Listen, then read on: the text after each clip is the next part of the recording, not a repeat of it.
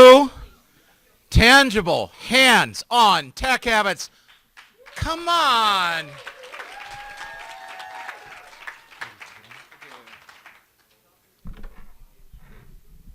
Hello, everyone.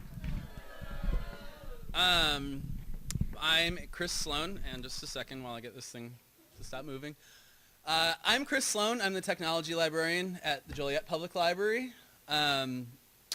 About a year ago, I started working there, and I wasn't really familiar with the area, and I wanted to meet some other people in the field, especially in the community, and I got an email from the ISL and found out about this program. So talked to my boss, made sure it was cool, and then I put together a little presentation, sort of a proposal, and poked around the various institutions around Joliet, and I was lucky enough to end up with these four.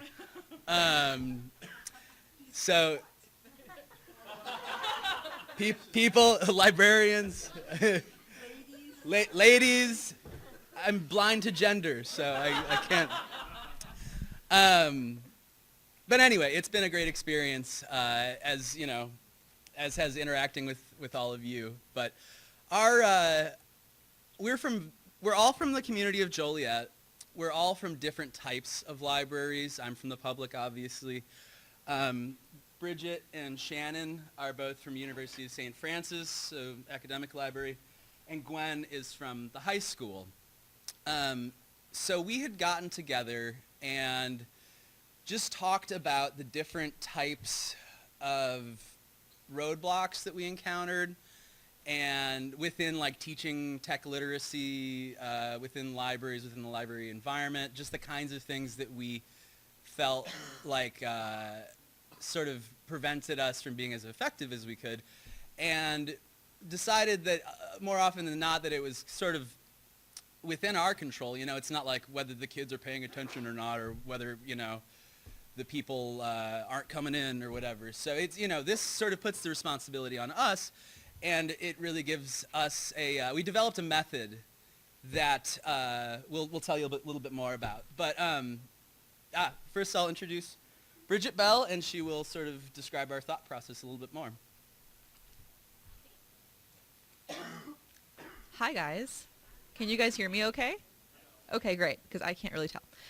So when we first started working together, we sat down, had our first meeting, and tried to think of what we could focus our project on, something that we all deal with in our respective libraries. And in some ways, this was an easy task for us because one way that we are unique compared to some of the other groups here is that we are all from the same community, similar to the CPL5. So we're all from the community of Joliet, Illinois. For those of you who aren't familiar with Joliet, although it's relatively suburban in terms of location, it's actually considered a smaller city in the Chicagoland area. So along with Aurora, Aurora and Joliet would be considered two smaller cities in northern Illinois. So it's a relatively urban community, and it's a very diverse community, and there's a very wide poverty gap, a very wide education gap. So in terms of the types of issues that libraries deal with, in terms of technology skills, there's definitely a really big discrepancy within this community. So that was one thing we identified right away. One other way that we are unique, however, as Chris mentioned earlier, is that we within our group have a strong showing from all three different kinds of libraries. We have academic librarians, we have a public librarian, and we have a school librarian. So although we were able to identify some common issues facing our community, the way that those issues manifest was different within each of our libraries. So we had to do a little bit of discussion to figure out what exactly we wanted to focus on. But basically what we decided as a group was that we all were sort of intimidated by the fact that we are expected to teach patrons within our libraries, but none of us are trained as teachers, which I think is something that a lot of librarians face. Well, except Gwen, because Gwen works in a school. But even so, I mean, you're a librarian, not a teacher. So we... You are. Teacher librarian, sorry. I don't know these things. I'm not a school librarian. I hope I hope I didn't offend anybody. I sincerely didn't mean to. Anyway, So we talked about coming up with a teaching method to help those of us who aren't classically trained as teachers, to help us impart technology skills onto our patrons. And so we came up with this teaching method that we'll be talking about in more detail a little bit later, the primary focus of which is a focus on hands-on teaching of technology skills. So with that, I'll pass it on to Gwen, the teacher librarian. The teacher librarian. Or Shannon. Sorry. Okay, so basically the deal is that these are some of the problems that we found through that. But basically, one of the things, like they said, we are 3 very different communities in that trying to find a couple of different problems to go through. So I'll just quick read them. Always ask the same question over and over. That's one of the things that we get, especially with technology. Again, like Bridget mentioned, there is a digital divide. We have a lot of different questions about how do I do this in Word? How do I do this in on a website, how does, the scanner work, that kind of thing. Also, what software program do I use? Also, lack of hands-on experience. Again, that digital divide. Some of the kids, come to either our schools or our libraries with computers. Some of them don't. So there's that. Also, lack of time to work at own pace. This was a big one for us. One of the things that we found is that we wanted to make sure that we created something that would be flexible for any type of teaching environment, whether it was a group, whether it was individually, basically trying to make sure that everybody got what they needed from what they needed to know. And this was actually a method for us to check ourselves to make sure not only were we being consistent throughout the different audiences that we were taking care of, but also we made sure that we got it done. Was basically our thing. So that's about it. So, the actual Thoth method was an 8-step system that we came up with that anybody could use, because like Bridget and Chris said earlier, most librarians, they really are not teachers, okay? And so in the public library world, they don't have the teaching experience, so they don't really know how to maybe go through a process. And what we created was not anything revolutionary. It wasn't anything totally new, but what we wanted to do was just make something simple so somebody who doesn't feel comfortable teaching or isn't familiar with how to teach could easily do it. And at our poster session, we went over all these sessions, so we feel like we don't want to belabor all the different points, but basically you need to find out what does the user want to do. The librarian's going to help you find what tool you need.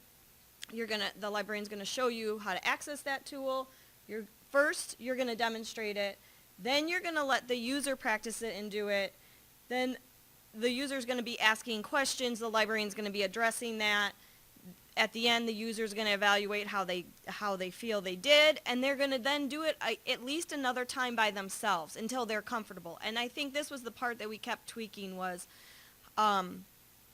as a librarian, working with somebody, a lot of times it's like, okay, here's the resource, here's where you need to go, type in some stuff, and if you need anything, let me know. Well, we kind of need to stay there and work with them to make sure that they're using the tool properly and are comfortable with it, because we don't want them to keep coming back to us with the same questions. We want them to become independent users is our ultimate goal.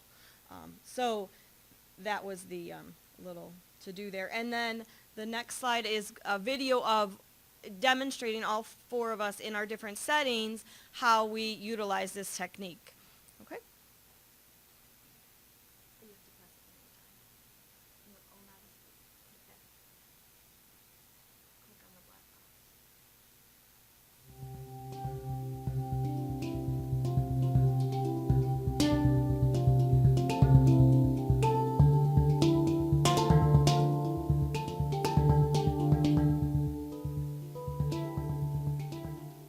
This is serious action that Mrs. Thompson's talking about. And I know we're all different learning styles, whether we're visual, what's the other ones? Give me another one? And kinesthetic. All right? So we all have to focus, and she's going to show us. Auditory kids, Frank, keep it closed. Okay? Because otherwise the other auditories are listening to you, which is delightful, but not. All right, Mrs. Thompson, let her rip. Okay, so the skill that we're going to do today is kind of difficult, When you did Noodle Tools in the past, what you've done is you did the copy and paste thing. So you went on the database and you found the citation and you copied and pasted it into Noodle Tools, right? You should be sort of familiar with that because you've done it a few times. Now what we're going to do is we're going to look at photographs. A lot of your projects this year and next year especially, you're going to use a lot of PowerPoints and maybe Prezzies, or you might even make movies. And I made them sit and watch first, that made a difference in them actually paying attention. So what I thought they were paying attention, they really weren't. So that step of where you actually have to do the demo and have the student or patron watch, I think is almost the essential part. Because then once they go to do it on their own, they really have a little bit more confidence and understanding of the process. And then they only need a little bit of guidance to get through that first example. And then when they do their second example, they pretty much have it, which is the ultimate goal. You want them to feel independent and able to do these things on their own. And then from there you can click on that A to Z list of databases down at the bottom. They responded really well to it. I think it helps at first for them to go through it with someone, like a librarian, to help them along the steps. And then they feel more comfortable doing it on their own once they've been shown by someone else. So it's sort of like getting their feet wet, getting them comfortable so that eventually they feel comfortable doing it on their own. Yeah, that one right there. And then you can find the database you want in the list. So go ahead and look for Academic Search Premier right there. So when you're doing a keyword search in a database, you want to brainstorm some keywords that have to do with your topic. And then you can type those keywords into the search bar up at the top. So what's your paper topic? I really do think that the method has helped me to teach my students how to use technology, especially because of the hands-on component. I think that's really important that they learn how to do it on their own independently. And I think that that's the most important part. So I'm really happy with how everything turned out. So do you want to try again from the beginning and do a new search? Yes. Do it on your own? Yes. Okay. So it's really the same thing if you want to share your screen with them and let them but you could do what you want. All right, so this is yours to keep and that kind of stuff. We're going to move this just a little bit so we can follow along together. Okay, so basically we're going to go through these steps real quick. Okay. So the first one is you can use, are you on Chrome or Mozilla? I'm on Chrome. Okay, Mozilla tends to work out better than Chrome does, so that might be a better thing to switch over to. So the great thing about the Thoth method is that it's an easy way to teach any group. So for instance, I used it for staff. The great thing about it is it's a step-by-step process of teaching somebody how to do something, whether it's dealing with technology or any other thing. And I think a lot of librarians could benefit from using that kind of method and then go from, teaching in a very, loose and formal manner to teaching in a more formal manner and that kind of stuff. So over here, what you can do is, if they're just a participant, that means you can only show them what's going on. But then if you right-click on them and say make them a presenter, that then allows them to also share their screen with you. And then it should come back much bigger, and it should probably say, is this okay? Do keep changes. Okay. The next. Okay, so now it's much bigger, which is good. So we've been through all this. All right, so the first thing we're going to want to do is just open up Photoshop CS5. We have CS6 on some of the other computers, but other people are using them right now, so we can't access it. All right, the first thing that we're going to do is create a new document from scratch. So I'm just going to call this Jesse example. And there's a couple things that you have to keep in mind when you're setting up a new Photoshop document. The first is what you're going to be using it for, what the end product's going to be. So this one we're going to... So I think the thing that I like the most about it is that I don't have to second guess myself. I don't have to wonder if I'm not explaining something right, or if people have any questions, because that's sort of dealt with along the way. Transparency somehow, and that's how they display it. I am going to close this for the time being and get you just to make your own, start your own blank document if you could. So I can coach you through it. Okay. You know, it's sort of like foolproof teaching, I guess, just to make me sure that I'm doing my job correctly. And like, you know, like we've been saying all along, it's not like we're doing anything that's like earth-shattering. We just feel that these steps in the process get ignored too often, and us creating this method is a way to ensure that they are paid attention to, because we all feel that those steps are crucial in people really gaining a true understanding of the subject matter. So I feel great about the whole thing.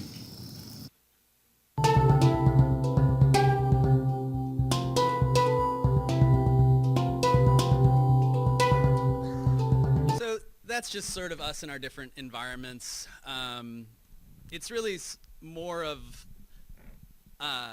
less of a one-time thing, obviously, and like something that will be ongoing in terms of just the way that each of us operate and think about interacting with the public or students or whoever we're teaching for the moment. With the funds that we got from the program, we bought a variety of different things. I bought a better camera than the library had, which I used to shoot that, but I also am shooting video tutorials with to sort of walk people through the process of things, and I'm incorporating the method into those videos, like now you try this and that. But yeah, I'll let everyone else describe what we've got a bunch of different stuff. So for my school, I bought Wacom Intuos, the pen tablet. So I wanted to get a technology that would be new for our kids, that they wouldn't be able to afford, and it would be something that would also go with some of the classes that they take, since a lot of our curriculum now is incorporating videos and all this creative stuff. They needed something if they wanted to draw and start to create their own creations, and then it's a new tool that we can help them learn how to use. And then since Shannon and I are from the same institution, we're both from University of St. Francis, we pooled our portions of the money together, and we bought a subscription to lynda.com. I'm sure at least some of you have probably heard of Lynda. Yeah, Katie. So Lynda's pretty great if you don't know anything about it. It's an online product that gives you access to software tutorials and tutorials about how to use different technologies, which for us as academic librarians is huge. So Shannon will be able to use Lynda for her reference staff and helping them to learn new technologies. I can use it to help patrons learn how to use new technologies. And I think with this subscription we were able to get, we have 6 licenses. Is that right? So there can be 6 simultaneous separate licenses happening at once, which is pretty great. So we are all, I think I speak on behalf of everybody when we say that we're so grateful to the State Library for giving us this opportunity and for this grant money. You know, we're all in a position where we don't have a lot of extra money to go around to do things like this, and we're just really grateful that you gave us the chance to improve our communities in this way. So thank you.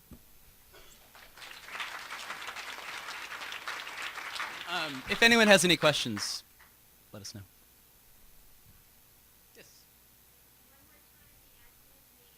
Oh, I'm sorry. Tangible, hands-on tech habits.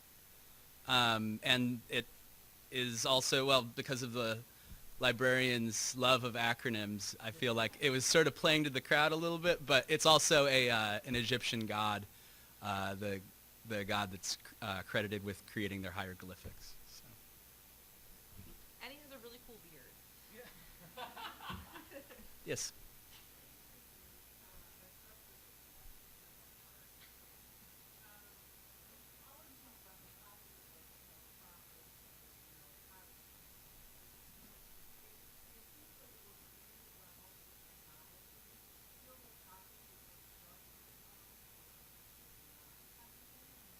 I don't know. I mean, for something more interpretive, I don't necessarily think that it would be,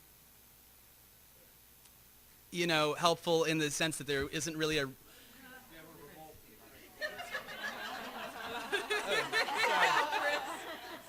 I'm sorry. I meant to say yes.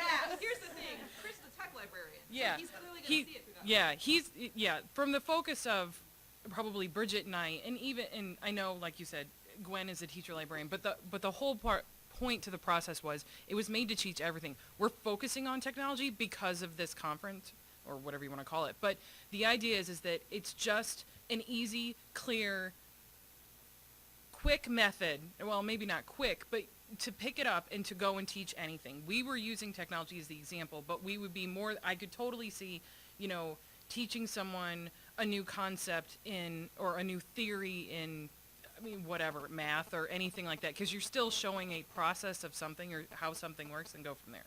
And sorry, one more quick thing. Go ahead. I think we ended up focusing on technology specifically because that was something we identified in our specific community as being a weak area. Did you have a question? Yes.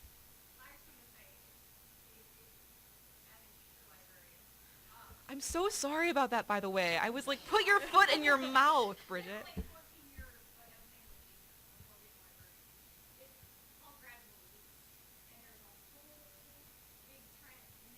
Sure.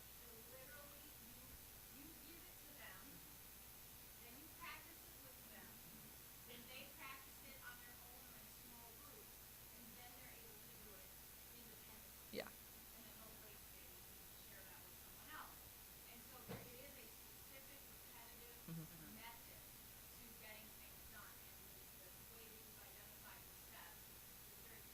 Thank you.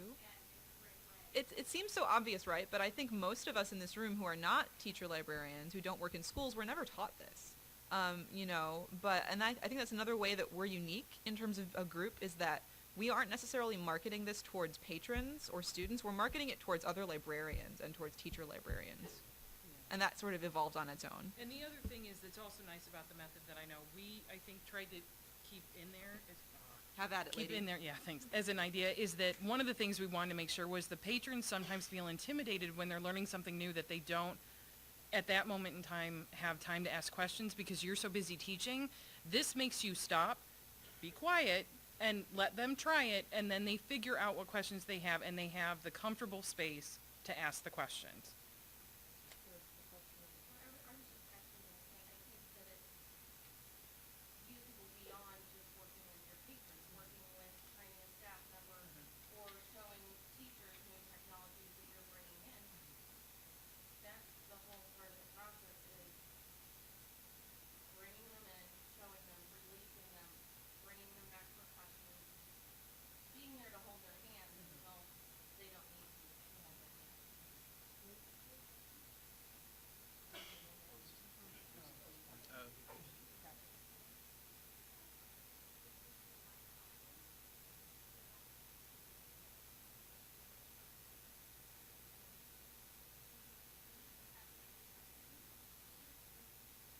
Well, we did not technically bring it to we didn't think about taking it to a huge audience, but we did give a presentation at my school, the administration, and so we presented this to my superintendent, assistant superintendent, and all the curriculum directors, principals, like 24 whatever people are on this administration at our school. And one of the things I wanted to point out was that they need to realize, because they've been administrators forever how long they've been administrators, and they forget sometimes how long it takes to learn something. And so one of the things I pointed out was when we're teaching, we're giving them the time to do this. So if you come in and you observe us, and it takes me 5 days to do a project, okay? And I only really, I said, touch 7 kids that day, because it takes that long to go through this, to truly do it properly. But by the end of the 5 days, I will have touched all 30 kids in my classroom so that now they understand it. And then in the next month, when I do another project, they should have this basic building block. So now you can say, yeah, it will only take me 3 days. So I wanted to bring out the point that administrators need to realize that all this technology takes time. It's not just as easy as when we used to just whip out a book and a pencil and just do it. So that kind of took a longer time. I think that's a really good question, Vicki, and it's something I sort of thought about myself just on my own, that we never really discussed addressing this on a larger scale. For whatever reason, as a group, I think we were sort of micro-focused within our community and within our own institutions. And I think the reason for that is because we all, I think, have very specific examples in our minds of actual people at our library or at our school that could benefit from this. And so I think at this point, we're just really passionate about trying to use this to help the people we see every day, you know, and to try it out on them. And then maybe someday we could, you know, try to expand it. What's up? Yeah, okay. They did actually, and they may have forgotten this, they For did the- briefly talk about possibly doing an ILA proposal. We did, yeah. But someone is having the nerve to get married very recently. Jeez. And then with the time that Gwen's been out of school, the teacher librarians in the room will know, with the time she's been out of school for the ILEAD project and then ISLMA conference, they don't know it, but they're probably submitting an ILA proposal for next year. I'm just guessing on that. Apparently, we're submitting an ILA proposal for next year. I was gonna wait to tell you guys that later. Are we done? Are you cutting me off? Okay. Okay. The only other thing I wanted to add about pushing it out is that once I felt that we were concrete in this, one of the things that I was planning on doing, because we didn't really describe sort of our jobs between Bridget's the instruction librarian and I'm the head of public services. Basically what that means is I take care of reference, circulation, interlibrary loan, and a whole bunch of other people. But I planned on teaching this to my reference librarians. So, because one of the things right now that happens, and I'm sure this happens in a lot of libraries, is our reference librarians are doing a lot of tech teaching because our IT staff, no offense to the IT staff, is not open. And we're the ones that they go to get help. So this, and again, not that this can't only be used for technology, but that's one of the things that I have some people who are very nervous about teaching it because they know what they're doing, but they're nervous about teaching because, again, they're not used to it. And this is a very concrete way to do it and say, here you go, here's the 8 steps. So maybe that's one path, and again, thinking about it by myself on taking it forward. Other than that, I had no formal plans. Yeah. I think Yeah, I know, right? that sounds a little bit like something else that has steps.